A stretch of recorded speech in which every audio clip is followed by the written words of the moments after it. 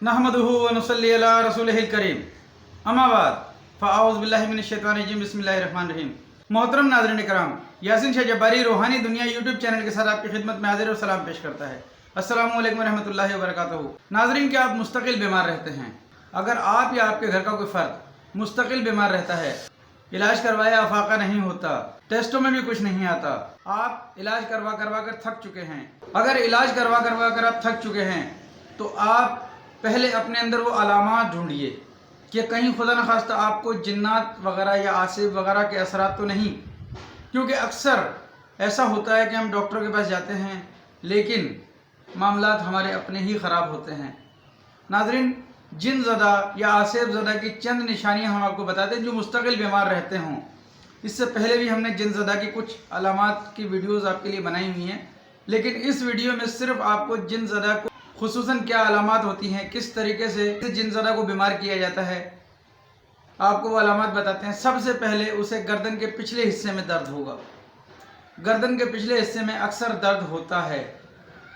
कमर के पिछले हिस्से में, यानी कि कूल्हे से ज़रा सा ऊपर, दाएं कूल्हे से ज़रा सा ऊपर कमर के पिछले हिस्से में दर्द रहता है। पिंडलियों में दर्द रहता है। इसके अलावा आंखें दुखती हैं। नाज़रीन, सर में दर्द रहता है, मुस्तकिल दर्द रहता है। हाथ और पाँव सुइयाँ चुभती हैं, हाथों और पाँवों में सुइयाँ सी चुभती हैं। इसके अलावा पैरों के तलवों में सुइयाँ चुभना, मैदे का ख़राब हो जाना, हाजमे का ख़राब हो जाना, यानी आप कुछ भी खाते हैं आपको हज़म नहीं होता, खाने को दिल न करना, मुस्तकिल बीमार और कमज़ोर हो जाना, दिल के साइड में मामूली सा दर्द महसूस होना। नाज़रीन, ये वो अलामात हैं जो आम तौर पर जिन ज़दा, आसिफ ज़दा, सहर ज़दा में पाई जाती हैं। नाज़रीन, अगर आप टेस्ट करवाते हैं कुछ नहीं आता, रिपोर्टें क्लियर होती हैं, दवा असर नहीं करती, तो आप जल्द अज जल्द अपना रूहानी इलाज करवाएं, क्योंकि अब आपको रूहानी इलाज की ज़रूरत है। नाज़रीन, जिन्नात भी एक मखलूक है जिसे रब ताला ने अपनी हिकमत से पैदा फरमाया। जिन्नात जब इंसानी बस्ती में आते हैं तो लोगों को ईज़ा पहुँचाते हैं। ये नज़र नहीं आते, ये खून बनकर चलते हैं जिस्म के अंदर और मुख्तलिफ़ बीमारियों में मुब्तला कर देते हैं।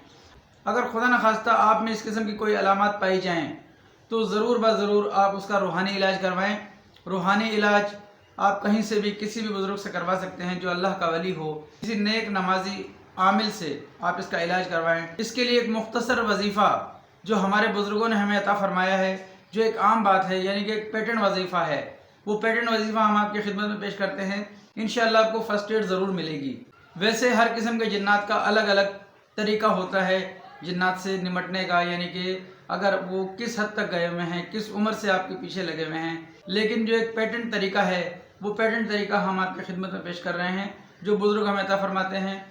आपने 3 बार आयतुल कुर्सी, 3 बार चारों कुल, अव्वल व आखिर 3 बार दुरूद शरीफ के साथ पढ़कर पानी पर दम करके उस पानी को रोज़ाना इस्तेमाल करना है। 1 गिलास पर रोज़ाना फजर की नमाज के बाद दम कर लें और उसको पीते रहें। 1 गिलास पानी आप रोज़ाना पी लिया करें। इस तरीके से इंशाअल्लाह बहुत अफाका होगा। नाज़रीन, इसके अलावा जिन ज़दा की और भी बहुत सी किस्में हैं। ये हमने आपको वो बातें बताई जो बुज़ुर्ग हमें बताया करते हैं कि जिन ज़दा की ये अलामात हैं।